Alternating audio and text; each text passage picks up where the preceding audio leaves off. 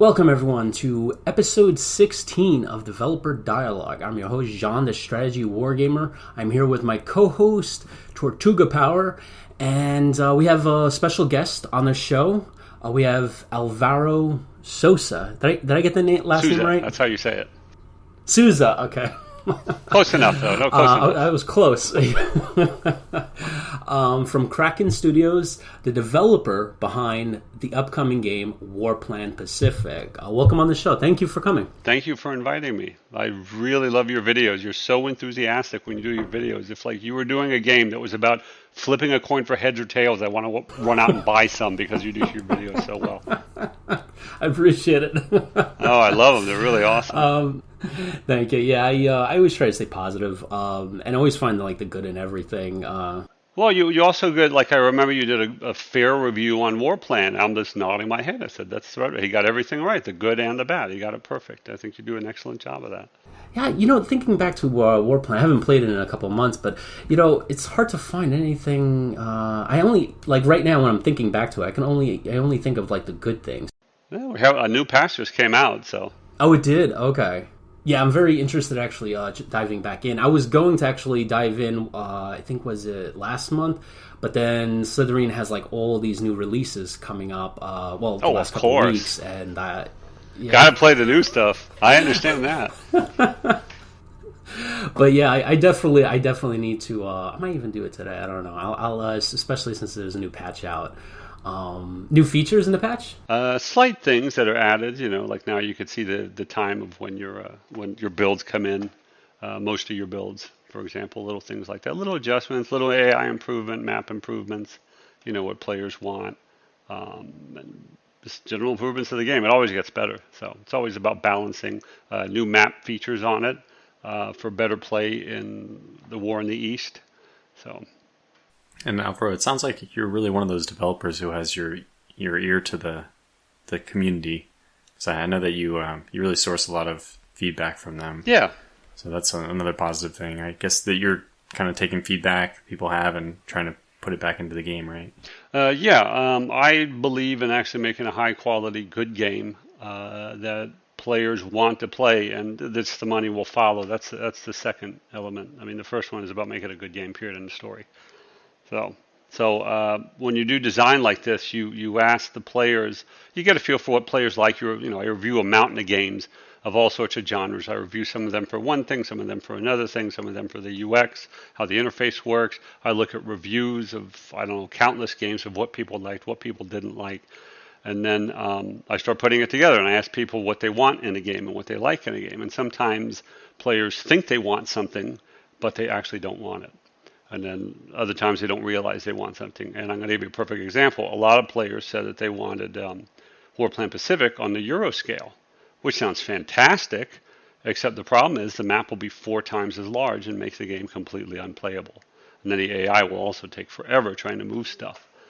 So the scale for WarPlan Pacific is 50 miles per hex or 80 kilometers instead of 25 miles, 40 kilometers like it is in Europe. So if you actually look at Europe on a globe and you look at the Pacific, you'll see it's 4 times bigger. And I actually had to kind of compress the map a little bit because the distances are just enormous.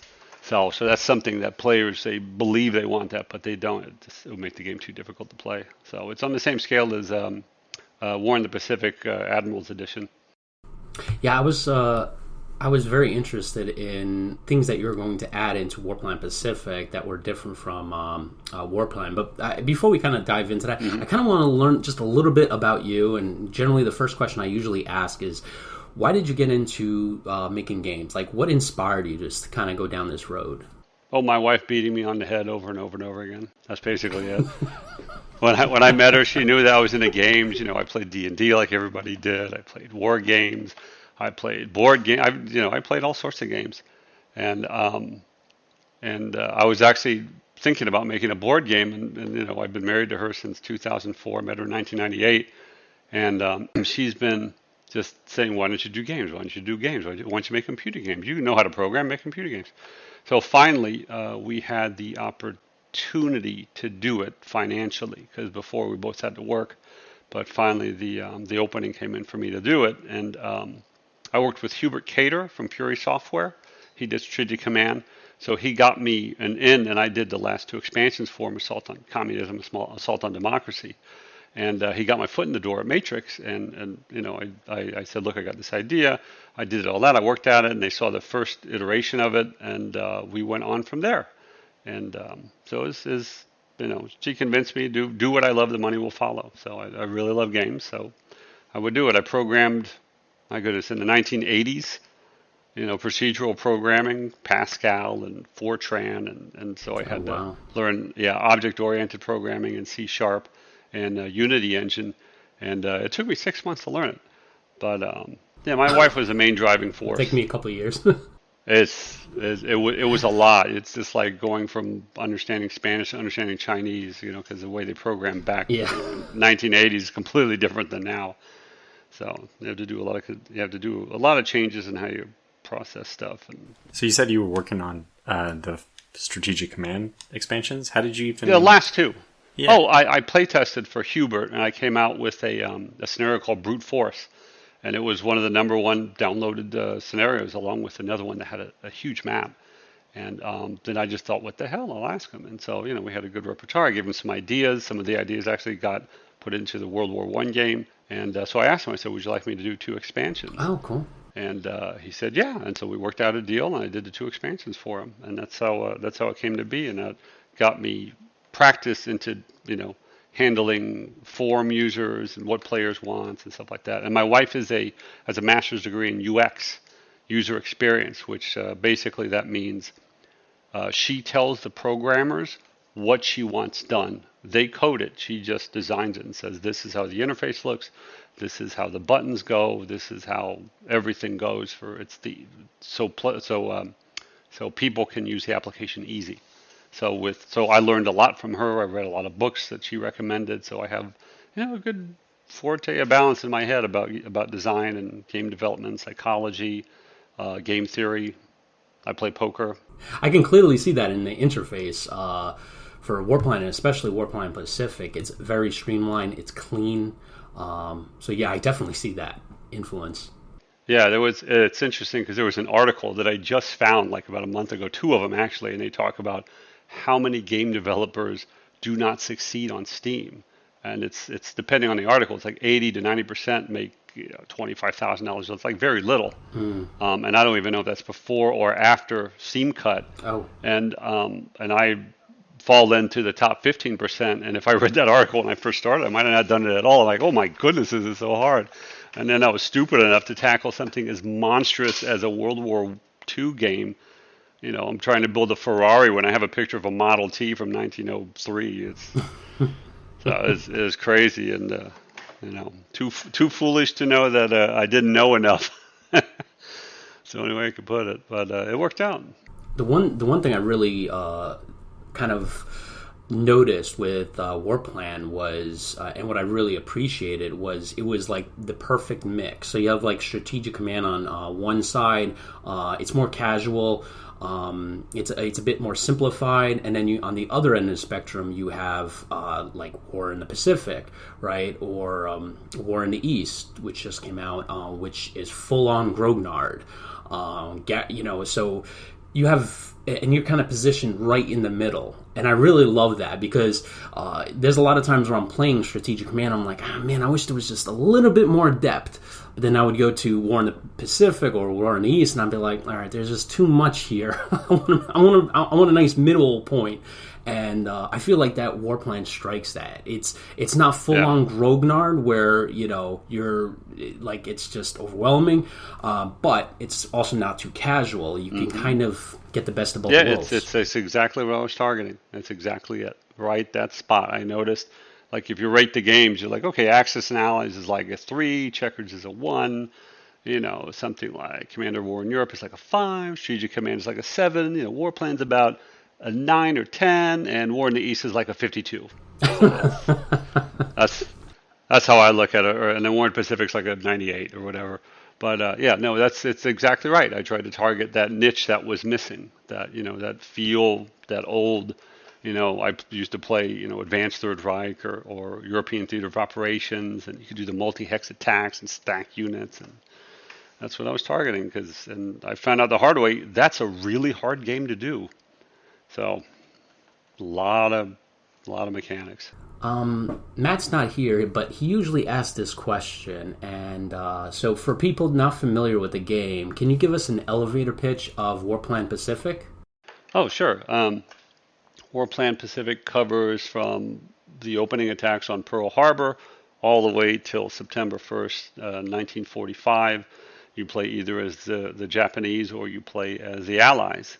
And it's based on victory points by controlling locations. So it's not a conquer the world kind of thing. It's a pure war game.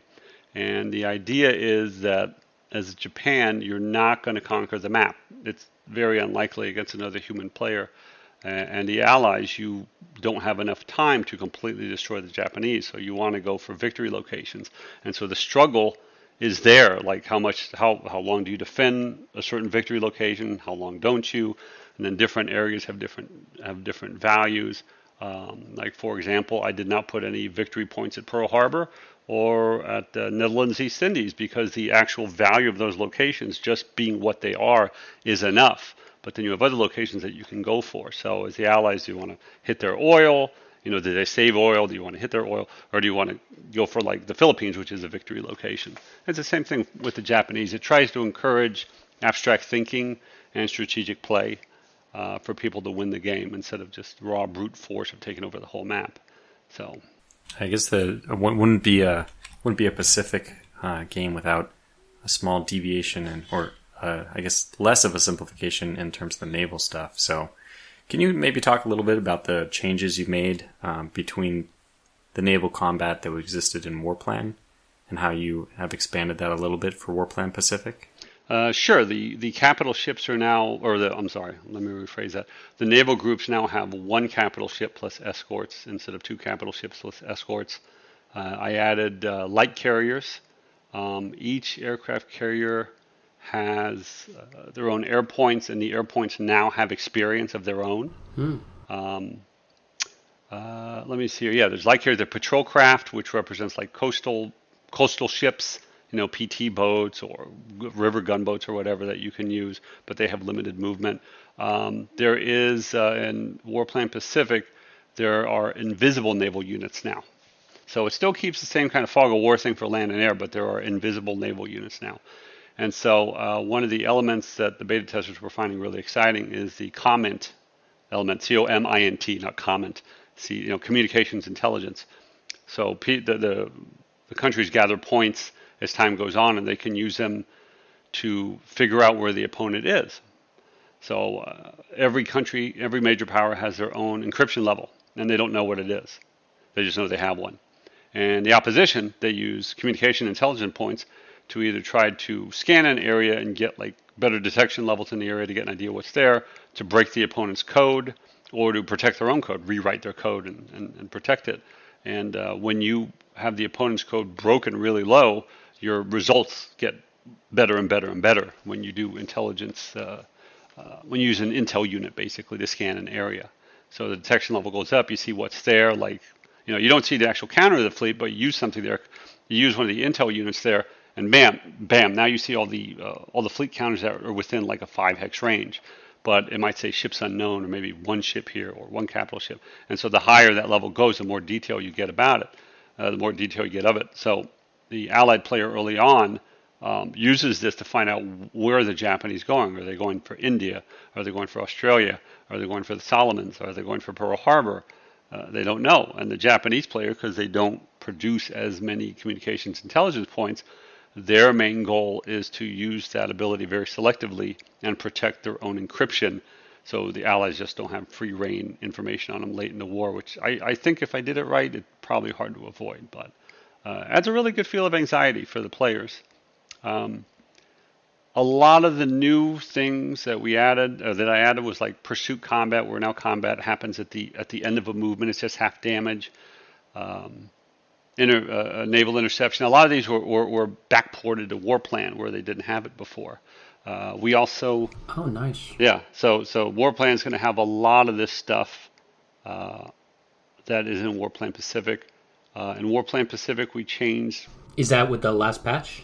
Yeah, it's with the last patch. You'll see it in the last patch. Nice. So all the naval stuff was done before the last patch for WarPlan. So you'll see it.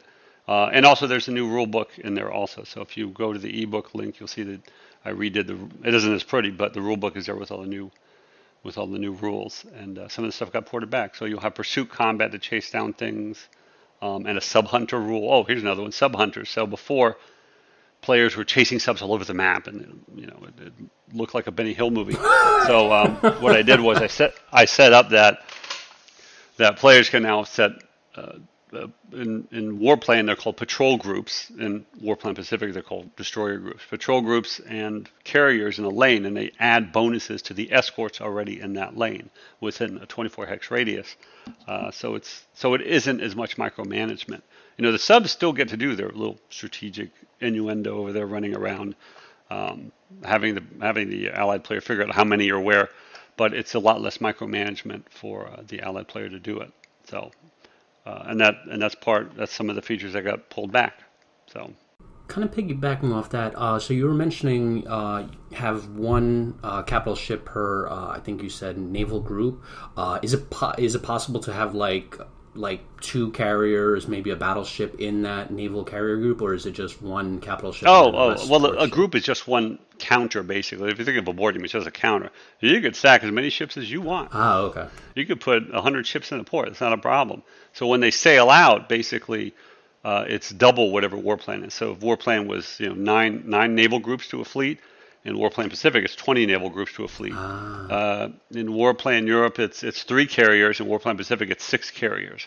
It's 3 subs in WarPlan, 5 subs in WarPlan Pacific. So, to give a better example, in WarPlan Europe, if I remember correctly, let's say a battle group is 5 strength, while in WarPlan Pacific, a battle group is like 4 strength. They're a little bit less. So each carrier has less strength than in WarPlan Europe because they're it's different scales for the ships.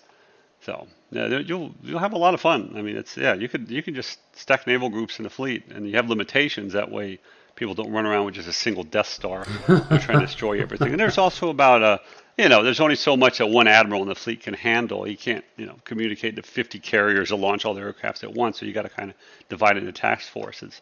And, I read about the naval battles, how they were split up, what carriers with what group, and that's how I kind of based it on. Wow.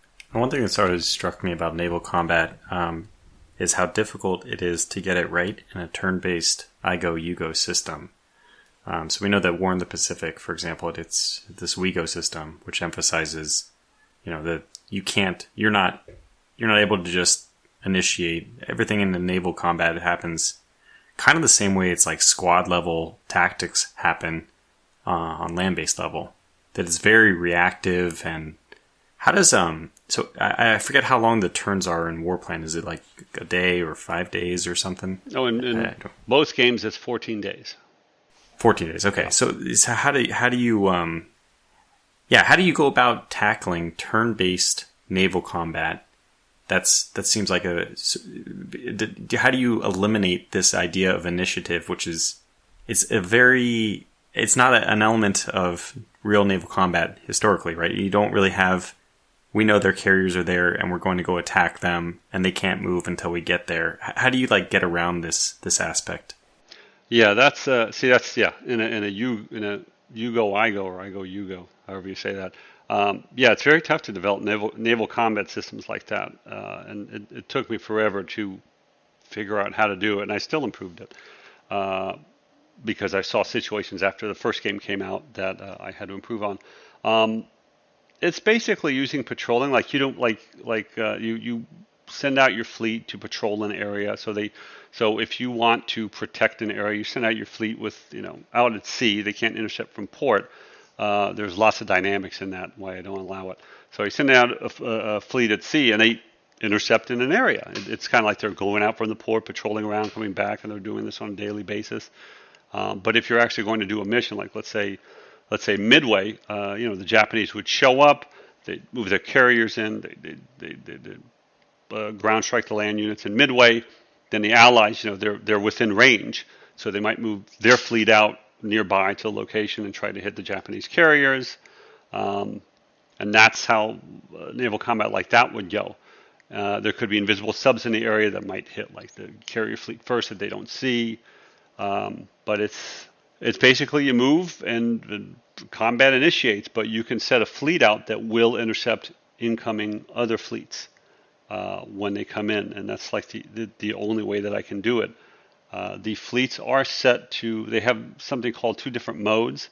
So you could set a fleet to basically fleet mode, which means like I want to engage in combat, I want to hunt down the enemy, or you could put them in raider mode, which means like I don't want to engage anybody. So if you're trying to sail an invasion force out there or a transport force, you can put them in raider mode and they won't try to intercept anyone, but anybody in fleet mode will. So when you manipulate the navies in WarPlan, or more so WarPlan Pacific, it's almost like a little chess game where you're playing, of how you position them, where you put them, and players will figure that out. So they'll realize that they might need a surface force and a carrier force in the area, and the surface force has to be the largest one there because of how the interception rules work, and they have to be positioned in the right spot, and they have to send escorts with the transports. It's even I don't know all the dynamics myself because you have to play it to do it. So, and I've played with it some, but I'm sure people will figure it out. One question I have is in terms of the AI, is it going to be reactive or will it follow traditional events? Like, is it going to go to Pearl Harbor, or if I kind of give it the opportunity, would it go to Hawaii and do an actual landing on Hawaii instead of Midway? Well, what I did was I actually added something that got ported back to WarPlan Europe, that you could have there's a toggle now that says you want the game to play historical or do you want it to play random. So the AI has random plans, especially the Axis. Oh, nice. Especially the Japanese. So if you play with a random plan, you don't know if they're going to go after India, if they're going to go after China, if they're going to go after Australia, or go after Pearl Harbor.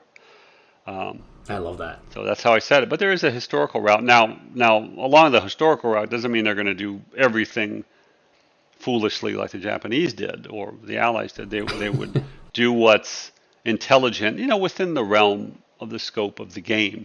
So, for example, in the historical setting, the Japanese play a little bit more defensive. They get their defensive ring, and then they try to kind of hold it. They do have a plan for getting objectives, but that's their main thing. And they do react. So there are key major ports that are used for repairs and supply, and the AI, they do react to your fleet movements. I don't want to give much away for players that are going to be playing it on. They'll figure out how to beat it. But as there's no AI that could beat a human, especially not a game this complex. So you could increase the experience level, but on the historical levels, can't do it. So I don't even believe was it World in Flames doesn't even have an AI because it was so hard to do, the World in Flames computer game. I think that comparisons with this game and Gary Grigsby's War in the Pacific will be unavoidable, and I'm not even sure maybe that was a target goal, was to have some more modern iteration upon that. I know that game is also published by Matrix, so kind of the same group. So are you able to access any of the are you able to chat with Gary and the 2x3 dev team whenever you have ideas, or do you interact with them at all? No, I do not. I haven't. I haven't spoken to them. I think the games are vastly different. So while War in the Pacific, I played a little bit of it, and I've seen it, a lot of detail. They get into very specific things. Mine is a little bit more flexible. Like I believe they have a logistics system that you have to advance and take bases and stuff like that, and you can't do certain things. And it's hard to supply this or hard to supply that. But I want to make the game fun too. I don't want to handicap players and make them think about micromanagement details and supply and do this and that and the other. I want them to have fun with the game. So it's far less complex than that. I mean, it probably will be compared, but there aren't many Pacific War games out there, are there? I think there's is it Storm of Steel? Steel Storm? I don't remember who it is. There was another Pacific game a number of years ago, but on this kind of level. And then there was Strategic Command Pacific, a Pacific Theater, and I think that's it. I don't know of many other like this. So I don't think mine's relatively close to War in the Pacific. Their level of detail is just absolutely amazing. Kind of piggybacking off what you just said, So, how different is the supply system since this is a brand new theater and this is dealing with a new type of combat, naval combat primarily, versus the European in Warplan? What kind of changes did you have to make to the supply system, and how is it different from the original game from Warplan 1? Okay, so Warplan 1, it's basically the same system, just with added features. Like I said before, it's you build something that's nobody's ever done before in a you go I go game, and then you just learn from it and you build upon it. So this, what happens in Warplan Pacific is that I put in a new kind of naval blockade rule. So one naval group, doesn't matter what it is, can block what they call a small island. And a small island is basically a single hex location that has a landing zone next to it. 3 naval groups can block any 2 hex connected location. And they could basically stop the supply from going in there. Now there is naval interdiction of supply. There's air unit interdiction of supply that can reduce supply completely down.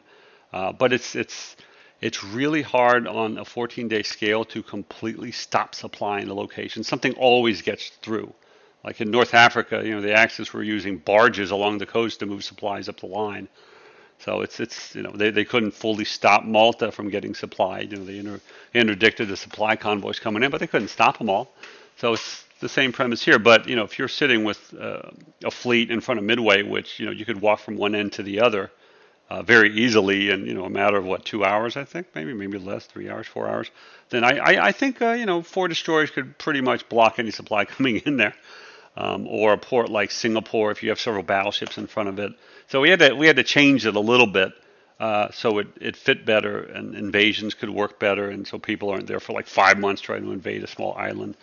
So a lot of the strategy in island hopping is to mostly get control of the sea zone, knock the guy out of supply, then pound him and kill him, and then move in. But every round he loses supply, he doesn't get effectiveness back, and the game's also about time. So if you could get an island port really quick within like 2 or 3 turns and keep the chain moving, then you're good. But if it takes you 6 turns, 7 turns, you're slowing down by the end of the game because you got to collect victory points.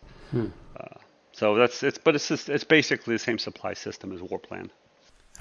Just to piggyback on that, I know that you also introduced, I think, this really cool mechanic where like Marines can island hop very locally. That was very interesting. I don't know, can you mention something about that? Yeah, it's just, look, you're sitting on one of the Florida Keys and you see another one of the Florida Keys, it doesn't take you much to get on a rowboat and go over there if there's nobody on it. So it's the same thing with the Marines. It doesn't take them much to go very short distance, but, they can't attack across it.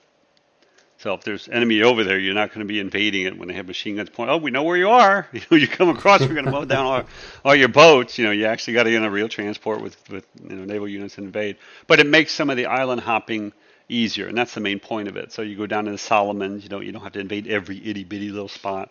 You take Munda, then you hop down to the Henderson Field, and you keep going down the chain just by moving. It takes a while, but it's easier than getting on a boat than running around. And it forces people kind of to, garrison a little bit better. So do the Japanese have a similar mechanic? I understood it was... Yeah, no, of course. Yeah, they both have the same mechanics, yeah. Oh, okay. Yeah, it's all Marine class units. So both sides have Marines. I'm going to kind of go back a little bit, because one of the questions I wanted to ask was, because we haven't addressed this, is how big is your development team, and how long did it take to develop this game and Warplan 1 as well? Well, the team consists of me, myself, and I. That's it. That's the whole team. They argue with each other all the time, and they file complaints. I had to fire one of them. No, it's just me. I hire out contractors to do different works. Like I hired out 2 artists for the work on Warplan. They did different things. I have a composer that does the music on it, and I like him. He's really great.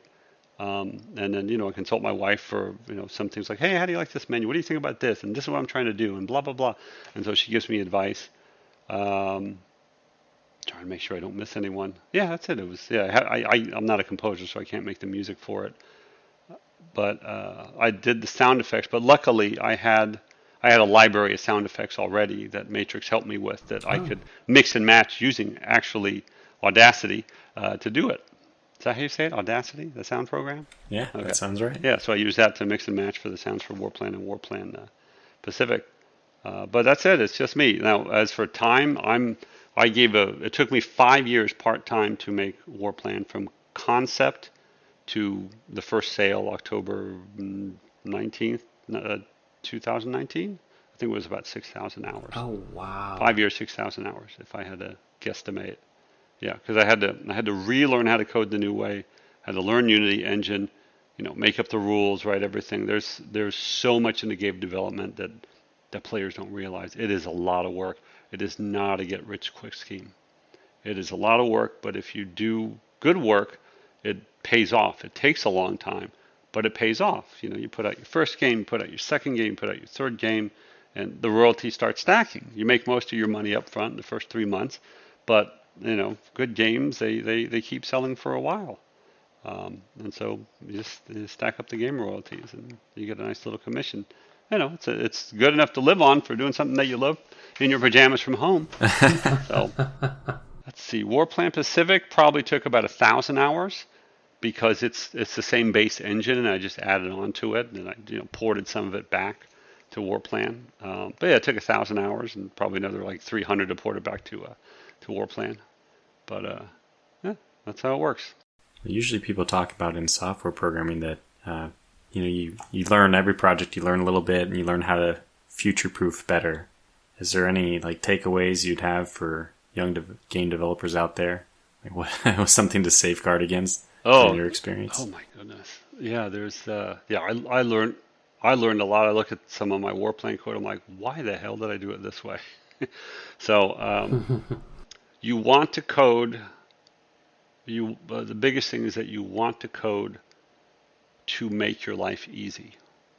That's what you want to do. You want to do your data structures and your coding to simplify your life. It will take you longer initially to set up all your classes and methods and how the data interacts. You need to take time to think about how you want it to interact. But if you focus on that, you will have an easier time down the road. Because like right now, if there's a problem with WarPlan, I have to sometimes track it down in different spots. I have to remember where I put this or where I put that, because I was starting with, an idea, and then I just went from there. Which brings me to my second point. If you have an idea for a game, draw it out first. Draw out what the classes are going to look like, what the methods are going to look like, how the data is going to interact. Write it out on paper so you have an idea, a big visual image of how it's going to go. And then give yourself room to expand if you want to add more data later. So, and I'm not an expert. I've only made one game, so I'm not claiming to be an expert on this, but this is what I learned. I had a good friend of mine that helped me with coding with C#, and I helped him with poker. And but I'm a very good poker player. But that's the thing about it. You just want to make your code as easy as possible. And I would say Unity 3D engine is an excellent engine to learn because you could do anything on it. So, and it has it. If you're like a WYSIWYG person, like what you see is what you get, you could use Unity like that. I'm not. I'm the guy that wants to hard code everything, and I want to see my letters and what it's doing and create my own classes. And you could do that too in Unity. Since you brought up Unity, this was a question I had a little later, but since you brought up Unity, I know Unity allows you to kind of compile for different platforms, and Eric Tortuga knows where I'm going with this. Mm-hmm. So I'm kind of curious, is there any chance that we'll see either WarPlan or even WarPlan Pacific get ported to different platforms like the Mac or Linux? Well, they have a software that allows you to put it on a Mac or Linux. That allows you to run any Windows game. And there's actually a link on the WarPlan forums that teaches you how to do that and tells you what software to get. And for me... Is it Wine, I think? Is it Wine? I think it's Wine. Yeah, I believe so. Oh, okay. Oh, the Linux one that you can run that emulates Windows? Yeah, then there's one for Mac also. There's one for Mac also that does it. I don't know what the Mac one is. Yeah, but there is one. Yeah. Yeah, there are links on there that you could look at. One of the things is that developing for Mac is also difficult. I actually have to change the code to put it on a Mac, and it takes Oh. a lot of time to do it. So it takes a lot of time to transfer it, test it, and make sure things are correct. I don't know enough about Macs myself, but from what I understand from what developers have told me is that there are sometimes problems with it, different versions and different bugs and different this, and time is money. So, like for example, why I use Matrix as a publisher, I couldn't do all what they do. It would be impossible. My games would take 4 years to make each of them, so I couldn't do it. So they remove a lot of the extra time for me, and I don't know anything about marketing. So this is one of those cases too, where I asked around and I read, and basically you build for one platform, and there are programs that allow players to work around that. And the market for Mac is very, very tiny also. I'm trying to remember. I looked it up on Steam. I want to say 3%.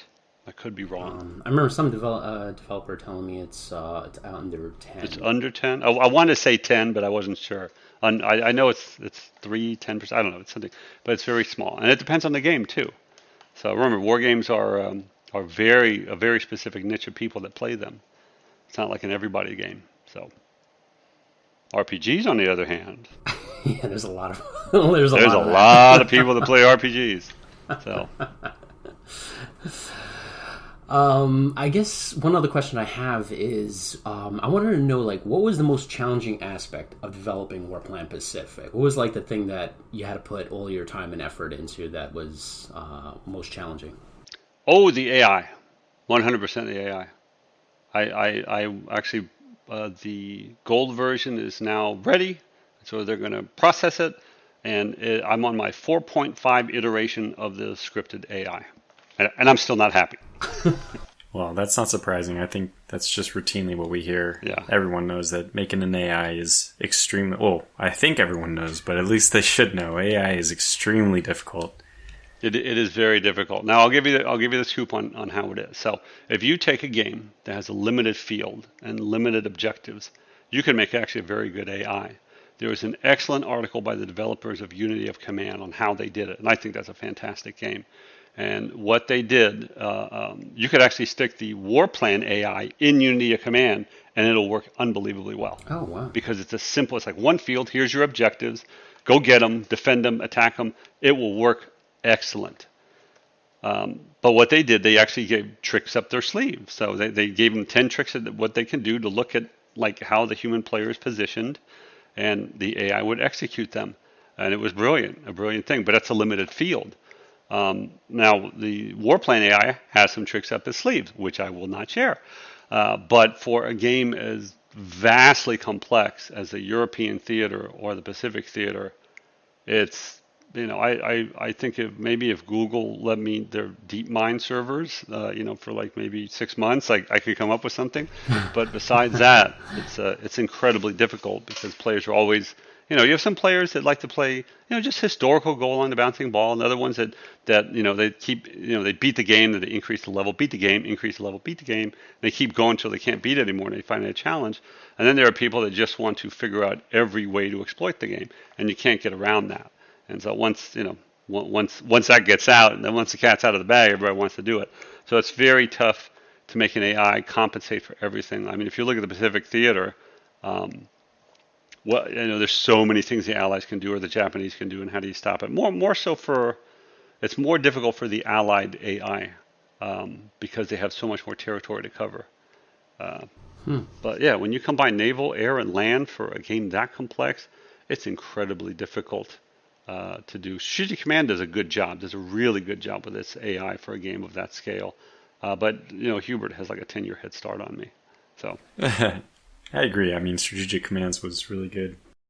My next question is about, I would say, gameplay. So I'm kind of curious how, when the ship goes from, Yorktown class, Yorktown class to like an Essex class carrier, and gets new type of, fighters and bombers going to the Wildcat or to the Corsair.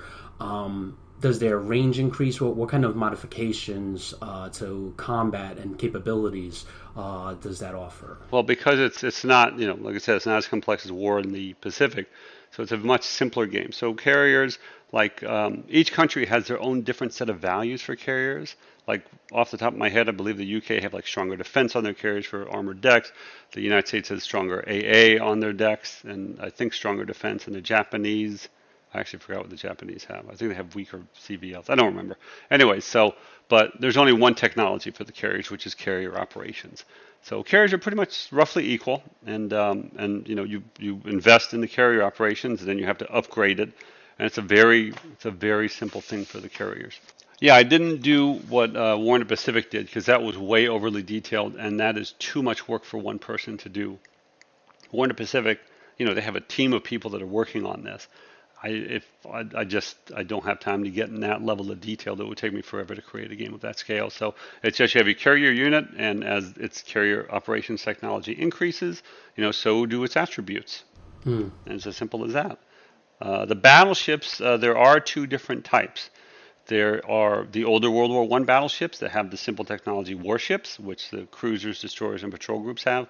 And then there's the modern battleships, which have large warships technology, advancement, I should say, actually. And that makes them stronger. And then on top of that, to make everybody feel special, the Musashi and the Yamato have one extra strength point. So does...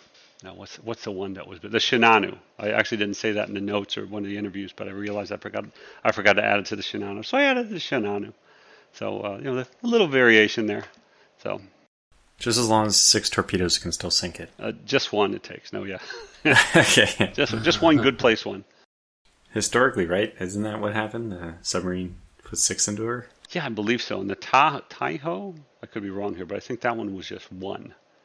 Like one sub, okay, and then their damage control went kablooey, and it was sailed out. And that's right. I could be wrong, so don't beat me up if I'm wrong. Anybody that's a historian listening to this. John will just edit this out if you're wrong, right, John? Exactly. Nobody's wrong on our interviews. One other question I was going to have was, in terms of the campaigns and start dates, are you covering like every major year, or what kind of years are you going to kind of concentrate on for the initial release? Well, the 2 years I put were 1941 and 1942, so players can play from the very beginning, doing all the little island hopping and taking this and taking that, or they could start just at the beginning of Coral Sea. Oh, nice. And then I added, at the request of the players, they asked me to do a China campaign scenario. So I added a China campaign scenario from 1937 to September 1st, 1939. And so as a starter campaign, a tiny one, I put Okinawa. So players should get a feel for it. Okinawa 1945. And then I added Solomon Islands campaign, 1942 to 1943. Which is, by the way, is a China one, and the Solomon's campaign is on WarPlan Europe scale. Oh. So, and the Solomon one is really an exciting gameplay. I built that scenario for Assault on Democracy, and it played really, really well, so I wanted to make it for WarPlan Pacific, because the forces are balanced at that point. So the Japanese actually have an advantage, but their advantage wanes over time. So it's a really challenging chess match between both players. What was the time frame for the Solomon Islands one? When do you start? Is that Coral Sea? Starts with August. Yeah, in July, August of 42 with the invasion of Henderson Field by the Allies. Oh, okay. And it runs to I believe to the end of 1943. Okay, so the Guadalcanal stuff. Got it. Yeah, the Guadalcanal stuff. Oh, I have one other question about the... Oh, yeah, Reconnaissance. Sorry, yeah. So I have a question about Reconnaissance and the Fog of War stuff. Mm-hmm. So that's another tricky thing for the naval stuff is when you're reading about all these, these interactions in the Pacific Theater and the naval side of things, so much of it comes down to the scouting aircraft, what they detected, and oftentimes what they didn't detect, which was there. And how do you model that into the game? Well, on the scale of 14 days, it's not like you're watching a Midway movie where you see the guy in Strawberry 5 eating an ice cream and he miscalls the carrier for a transport or whatever. It can't be on that level. But it's the WarPlan naval system goes on something called detection levels. So from a hex that you control, that's detection level 9. Anybody that comes near you, you're going to spot them. And then it goes out 8, 7, 6, 5, 4, 3, 2, 1 from there. So navies that are in detection level 1 or less, you actually don't see them. They're invisible. But once they start hitting 2, 3, 4, you actually see the counter, but you have no information. So that's where the use of intel points comes into play, where you can, and intel points, as I talked about before, they represent somebody breaking your code and figuring out your plans and Operation MO or MI or whatever it is. So they have an idea of what force is coming, where they're based. So it'll be a cat and mouse game. So you could actually bait someone's fleet with a different fleet and trick them, and then hit them with your big fleet. But it'll be like a little chess match. But it's very abstracted to keep it simple. Okay. But it's still exciting. The intelligence points. It's something simple. They build up. You buy them. You deploy them. And you get a little scan on the map and a little the search plane running around. Yeah. And then you see low, and it gives you a plus number, which tells you how much the detection levels come up. And now you can look at the enemy ships. They all pop up, and you look at them, and you can see what they have on it. It's something completely new. It took me about a week to think of it completely. To flesh it out. Yeah, flesh it out in my head. And the beta testers liked it, and they're like, "Oh my goodness, it gives me so much anxiety not knowing where they're at or where they're coming from." So, and then they use there you are. So that would be me. So that's how I did it. That's the simplest way to do it, so people don't stress about it. I got to put 13 search planes over here in Port Moresby so I can scan this area and then put the angle over here. No, you don't have to do that. You just buy your intel points and all right, I think he's here. Oh, not here. Let's see. Let's buy another intel point. What about here? Oh, no, he's not here. Oh my God, he's off the West Coast. That's interesting. I have to say that the mechanic does sound very interesting. I think that I'm looking forward to playing with that. Yeah, and of course play it against another player, because that's the best way to play it. It's played by email, by the way. Oh, I love that. I love Slytherin's PBEM plus system. That's my favorite, because every so often when I can't play a Slytherin game without PBEM plus, it becomes more of a hassle. I guess it's because I'm lazy. I don't want to actually take the file out of the folder, email it. It's great. I still play WarPlan. I'm just like, my goodness, I made this game 6 years ago. I'm still playing it because I have someone on there that I play, and it's still fun. Yeah, the WarPlan Pacific is going to be even more fun and even higher good anxiety to play, I believe. So, but it's definitely better versus human. But my next question is kind of off. I guess one of the people that commented on actually my WarPlan review, and they were asking, do you think there was a possibility that you would merge down the line, like WarPlan 1 with WarPlan Pacific, and do like a strategic command world at war kind of thing, where you have the map of the Pacific and the European theater? Would that be a possibility someday? Hell yeah, it's already in the works. So, oh wow, yeah, no, of course I got to do that. I'd be crazy not to. I'll go down in history if I merge those two games. What I'm doing in this case, it's like I told you, because I made the first engine and I didn't know what the hell I was doing. I'm going to be rewriting a lot of it, and I'm making WarPlan 2 engine. And the first game out of that, well, the first game is going to be my next game, but after that, first game is going to be going to work out the system, get all the kinks out, and then the second game is going to be WarPlan Global, which will be similar to WarPlan, except it'll be better, with the same level of micromanagement. So in WarPlan's case, and you've played it, that you have an army that you can split, or you have a corps that you can detach divisions from, and you actually kind of physically split up. Very elegant little system. In WarPlan 2, you're going to have a counter, and you'll have divisions in it. Oh. And that's how that's going to work. And there'll be, yeah, exactly. So if you're familiar with SSI's War in Russia, you know that game? Oh, yeah. I grew up with that game. Yeah, exactly. So I absolutely loved that game. And I liked the idea of a counter that you put divisions into it. And it seemed very simple to me. So that's what I want to do with WarPlan 2 Global, and make it that way. And I need to make sure that WarPlan Europe, everything's working, no gimmicks, nothing going wrong with that. And WarPlan Pacific, everything's working. And it takes a long time to do it. The players got to play, they got to exhaust themselves on it, bang their heads on it, try to cheat, try to, I'm going to do this, do that, do the other. And then you can, once those two are set, then I can import the data combine the maps, because both maps are actually equal in size, and then I could add to it. Now that I have more money from the game sales, I could improve the graphics. I could make it in this kind of way. I've already started polling on the WarPlan forums what people are interested in, what improvements they would like, to have an idea of what I can do and what I can't do. One thing I will be switching to the new system is that it will be naval sea areas instead of naval hexes.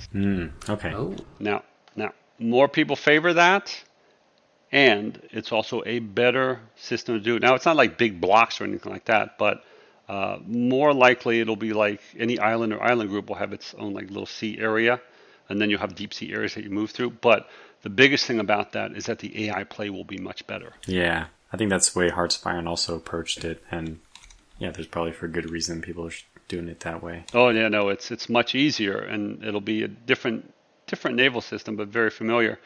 But yeah, with the current one, it's very difficult because I got to send in the AI's got to send in the invasion force, they got to send in the support force, and I got to position them all carefully. And all right, where would I go if I was the opposition?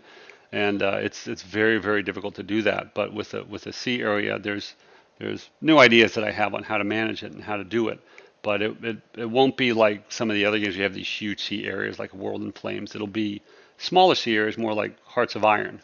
Now, if you end up going to the global area, I mean, this will be an unavoidable comparison as well. I think a better unavoidable comparison is with Strategic Command World War II, so World at War, So do you think Hubert will mind that you'll be... Oh, no. Well, the protege has become the master? No. No, I don't see that at all. We have two completely different games. That's how I see it. Like, he has his event system, which is amazing and fantastic. Gives players choices. They get that good historical feel. His AI, I would say, is slightly better than mine. His graphics are better than mine. His AI scripting is better than mine. It's that both games have two different feels. Okay. So that's I actually played Strategic Command 3 on my spare time. Just when I'm thinking about WarPlan, I play Strategic Command 3. So just to have fun. I really enjoy his game. It's awesome. Yeah. So it's just people will compare. They're always going to compare them, but they play two different kind of ways. And that's what they do. So they each has different advantages. Well, it's partly our job to mix up the drama. It just adds entertainment. Of course it does. Totally. Sorry. It's like Jerry Springer over here. Yeah, that's it. I'm going to be hitting him with a box of WarPlans. He's going to be hitting me with a box of Strategic Command World War I. Yeah. Throwing floppy disks at each other, yeah. That's right. Get somebody to mock up that drawing. Oh, I'm sorry. USB sticks. I forgot we're in 2021. Kids would be like, what is a floppy? What other conflicts are you kind of interested in after, let's say, World War II that you kind of might want to explore with your game engine? Oh, so what do I have in mind? Plan? Yeah, I got plans already. Oh, the next one that's going to come out. No, I have my game lines down for like the next 10 years. oh wow. The next game I'm going to be working on, which will be the new WarPlan 2 engine, will be a fantasy war game. Oh, And it will not be a civilization type. It will not be that. It will not be an Endless Legend or an Age of Wonders. It'll be nothing like those games. Be very different. oh, So, but it will still have the similar feel to WarPlan, where it's like you feel like you're playing a board game, and it will be a war game. But that's my next in line. I'm not revealing any secrets about it, so I want players to be surprised.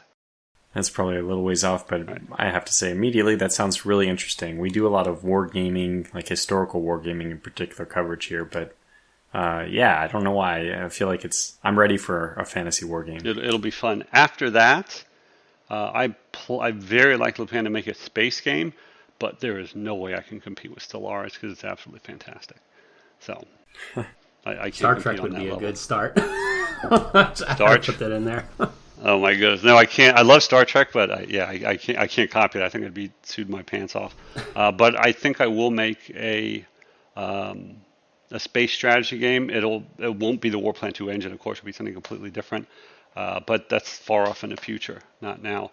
As for other areas of interest, I think those are it. Fantasy, wargaming, and space strategy. I think the only hint I'll give you about the space game is that it'll be based more on real life physics and real life Oh, nice. scenarios and ideas of how actual space combat would work.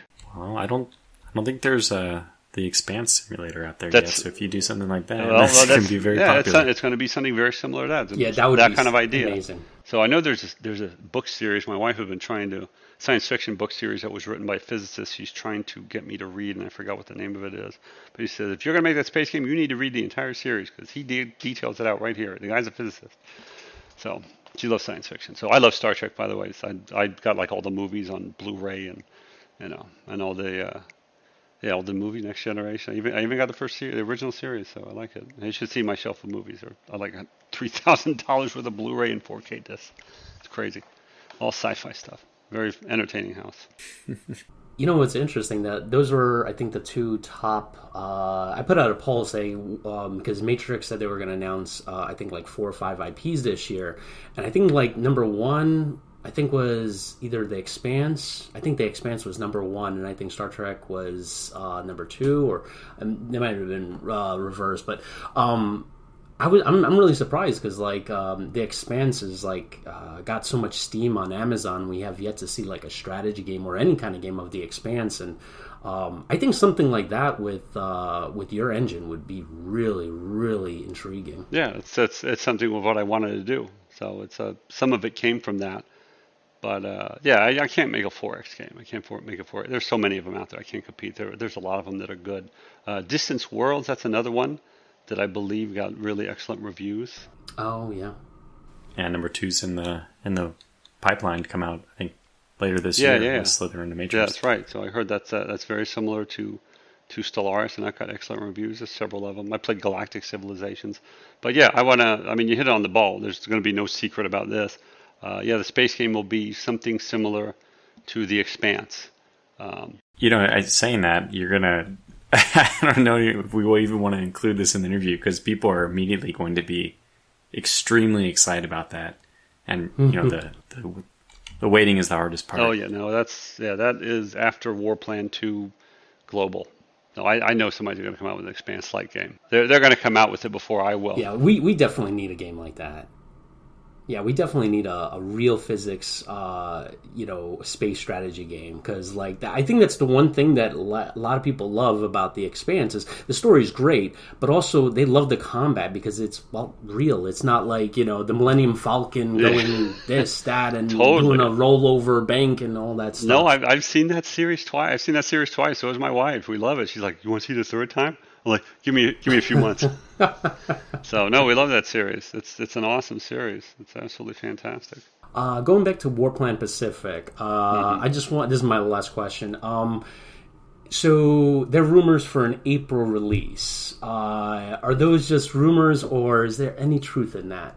April 29th. Oh, okay. Awesome. I just saw coming soon on Matrix website. Yeah, no, it's they already announced that April 29th it's going to be released. Oh, they did? Barring Okay. some cataclysm of some sort. All right. I'm going to have Another to put that on my pandemic. calendar. Yeah. No, pandemic actually helps online sales. Yeah, I guess that's true. But, I want it to be over, believe me. I also don't have any other questions, but I just want to say, this is not something I say to every interviewee, so I hope this isn't... Hopefully other people don't listen to this and feel bad, but you've been a very fun person to interview, so thank you for your time, Alvaro. No, I tried to be. I try to be fun. I'm doing what I love. What else can I ask for? I have no complaints in life. I sit at home in my underwear and I make games. What else? I play poker for money and make money. Like what do I got to complain about? So, yeah, I mean, as a person listening to you as well, I mean, just like another audience person, you can feel it. It definitely sounds like you like what you do, and it sounds like your games reflect that, I guess. Oh yeah, I have a philosophy of. I love that you're passionate about it. Oh yeah, I have a philosophy of be kind in your life. Be kind to other people. Be kind in your life. Do try to do one little good thing every single day for someone, and your life will be happier, and and you'll be happier. You make somebody else happy. So that's how I live. So every day is special to me. So I just really enjoy it. That's a good mantra. I like that. Yeah. Well, yeah. And thanks so much for coming on. No, my pleasure. Yeah, thank you. My pleasure to talk to you guys. So hopefully we'll if we can have you back on the show for 2.0, that would be epic. No, of course, WarPlan. Yeah, of course. course, I'll be happy to come back on the show. This is very exciting. Awesome. All right. Well, thank you, Alvaro, for coming on the show. And that does it for this episode, guys. And we will catch you in the next one. See you then. And cut.